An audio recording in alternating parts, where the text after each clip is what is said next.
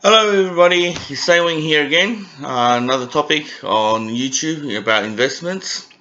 Sorry to be posting the video so late recently, just simply because Melbourne coronavirus is actually coming to an end soon, and therefore a lot of businesses are starting to get open. Hence, I'm getting a little bit flustered with work at the moment. Running around with two jobs and two businesses. Trying to keep things in perspective, and trying to work hard for both of those businesses. It's getting a toll on me a little bit. So hence, either way, I've still promised that every weekend or every week I'm going to post a video. So here's my video. Now, without further ado, today's topic is going to be about lifestyle now compared to lifestyle later. Now, we touched a little bit of topic in regards to this already last video, in regards to, are you ready for investment? Touch a little bit about in regards to your lifestyle. Now, I'm going to expand a little bit about this particular topic. Reason being is because, well, a lot of friends, a lot of youngsters these days, been asking, what's a good balance between, ethical work, getting a job, and lifestyle balance. Now, you'll hear a lot of companies that will pretty much say, look, it's important to strike a lifestyle balance between work and lifestyle, simply because, you spend majority of your time, your majority of your life at work. If you do the calculations, obviously, you spend 8 hours at work every day, Monday to Friday. So, obviously that's 5 days. 5 times 8 is 40 hours. That's already gone to work. Now, obviously, after work, when you come back due to traveling, you've probably missed another hour or so in the car traveling, or tram or trains, whatever it may be for your transport. When you come back home, it's pretty much you're tired, you're exhausted, getting a shower, preparing for dinner, have dinner, relax a little bit, either reading, play the piano, listen to music, doing your own thing, whatever it may be, and then next thing you know, time to go to sleep. Now, some people or entrepreneurs, they go, oh, look, I don't really need to sleep that much because it's a waste of time. I can tell you that that's pretty much BS. A human body really needs 8 hours of sleep minimum. It's okay and it's functional to work at 7. However, anything less than that, your brain will just go haywire or go fry. Majority of the time. Kudos to those people who actually do sleep 6 hours or whatever it may be, and they can still function. Those are probably youngsters, because obviously when you're young, you have more energy. You tend to, your metabolism tends to be work higher than the average older personnel. Obviously, a younger generation will obviously outrun an older generation any time of the week, providing that they have the same practice and the same diet, etc., etc. To that, basically, if you don't have enough sleep, your brain can't function. You can't function properly, I would say, probably. Sorry. And due to that, there's a lot of things that opportunities might be missed, or there might be things that you're over worrying, overthinking, and hence, therefore, you're not at your productive best. That being said, obviously, to strike a good lifestyle, okay, and a troublesome lifestyle, it really depends on what you're giving up and what you're willing to trade, I suppose you should say. Whether you want a good lifestyle now or whether you want a good lifestyle later on the track. Now, what I mean by that is basically there are a lot of youngsters, there's a lot of students out there, graduated year 12, go straight to study the bachelor degree, and during the bachelor degree, or close to finishing their bachelor degree, they decide to go traveling, probably 1 year or two before they even go to work, and then and then come back, find work, and then continue on with their lifestyle. Some would even think about even migrating over to particular other countries, areas to gain work experience, and then after getting work experience, traveling around that particular continent or area, and then coming back. Now, I have an example, which is one of my ex-girlfriends, or kind of my really good friends back then as well. She actually left Australia, Melbourne, and went over to UK. She did a Bachelor of Architecture back then and a building degree. And then when she went over to UK, she got into a project management company where she worked. And every time there was holidays or weekends or a substantial amount of days off, she will be traveling around UK, which is like Croatia or other parts of areas, sightseeing, hiking, traveling with friends, and seeing certain areas. Now, that's to her was a lifestyle, okay, where she didn't actually forego her future in the sense of not working, but she was working and playing at the same time. Because she was overseas, she was able to do a lot of other things as well, and therefore, it fulfilled her life experience. Then later on down the track, she came back to Melbourne, and she obviously got a better job because she was working in a foreign company before. She learned a lot more new things from the company and got promoted throughout the company.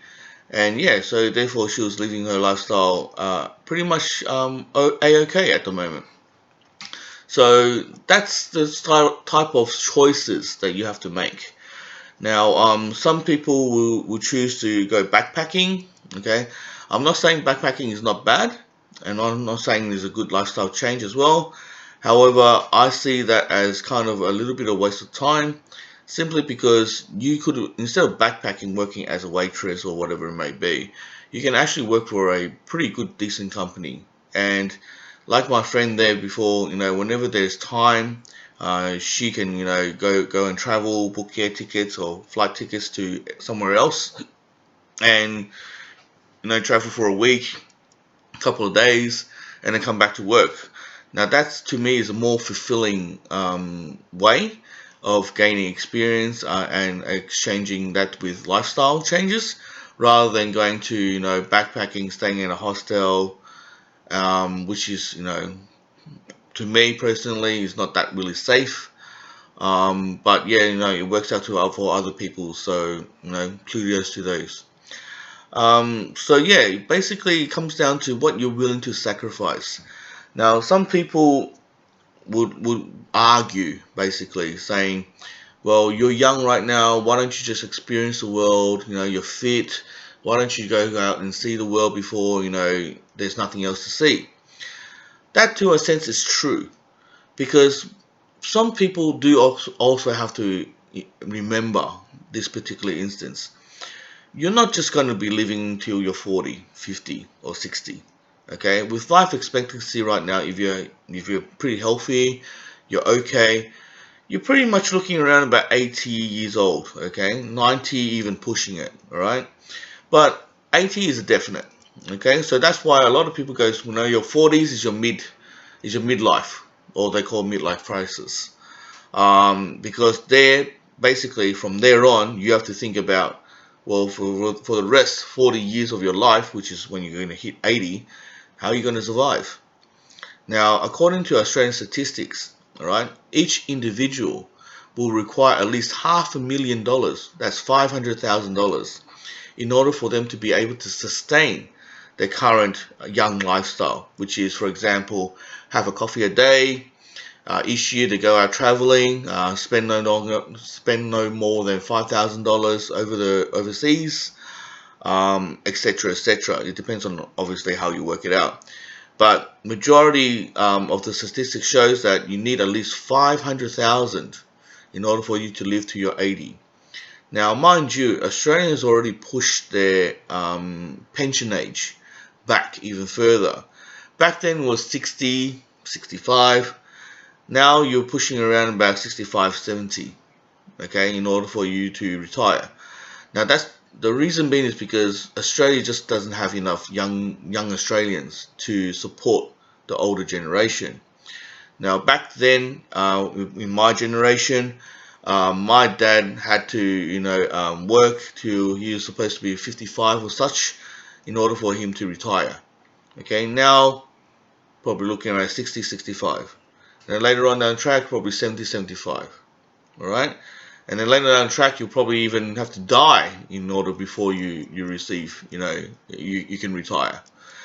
But that's that. Now, according to statistics, if you need to live to 80 for yourself to be able to sustain, and that's not getting any money from the government. That's $500,000, okay, for one person.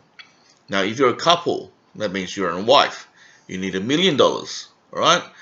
And then comes the statistics of, hey, if you have a kid, okay, and that's a son or a daughter, just one. You need at least $1,000,000, okay, to support it up to when they're 2 years old or 3. And then after that, it's $1,000,000 every year for you to educate them, clothe them, bathe them, support them, lifestyle experiences such as traveling, and then you got sports, medical, all those kind of things comes into play. Now, imagine that if you're a couple, okay, you and your wife, or your wife and you, or you and your partner, whatever it may be, that's $1,000,000, all right? Then either A, you plan to have a kid, or B, you just accidentally come out, poof, comes a kid. You'll be stressing yourself pretty bad right now, because you'll be going, oh shit, I've got to work. I've got to work extra hard to support the kid. I've got to work extra hard to support, the mortgage. I've got to do this. I've got to do that. And therefore, mate, we're looking at astronomical figures here, okay? But yeah, there are still people who gets by. Obviously, they have to sacrifice their lifestyle choices, such as back then when you're a couple, when you have no kids, you were able to, enjoy going out every Friday night, have a romantic dinner, have a couple of wines, and a coffee each day. You'll probably now have to budget, which means that instead of having wine, you're having water, mate. Instead of going out for dinner, you're cooking at home, mate. Instead of having coffee, you'll probably have a coffee once a week instead, just to save up to, to manage your expenses. That's basically lifestyle changes and lifestyle experiences that you will have to choose in order for you to say, what kind of lifestyle do I want? Now, young Australians are starting reading books in regards to how to become wealthy, how to become successful, which is not bad, okay? Which is knowledge, and I quite agree with that. However, reading all those knowledge and not putting it into practice is just basically wasting your time, okay? For example, how many of your kids out there have read a book, or you need, one account for travel, one account for medical expenses, one account for, unforeseen circumstances, one account for, paying fees and charges, and one account for you to live on. Like, I forgot what the book was called, but basically you need one account for everything. Now, by the end of the book, you probably have like 6 or 7 accounts, okay? Does that really work? Now, would that really work for you? After reading the book, how many of you put that into practice? How many of you have actually achieved what the book has actually came out as a result? Don't know, okay? Because some people just don't actually action these particular things, even though there might be the right time at the right moment. If you miss the boat, you've missed the boat, mate. And to come back really harshly, unfortunate is unfortunate, okay? No matter how much you read, no matter how much you go through things, no matter how much you believe in things, if you don't act on it, tough luck, mate. The boat is gone. So therefore,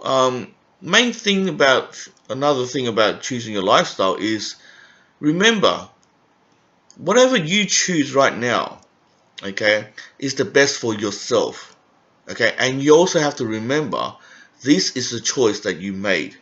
Therefore, you have to stick by it, either through thick or thin, either through, famine, even through hardship. You have to stick by it, okay? If you have the guts to stick by it, and you have the knowledge to stick by it, then you'll become successful. Until then, we'll talk about the investment lifestyle later on, and I wish you all good luck and happy in investing. I'll see you next video. Goodbye.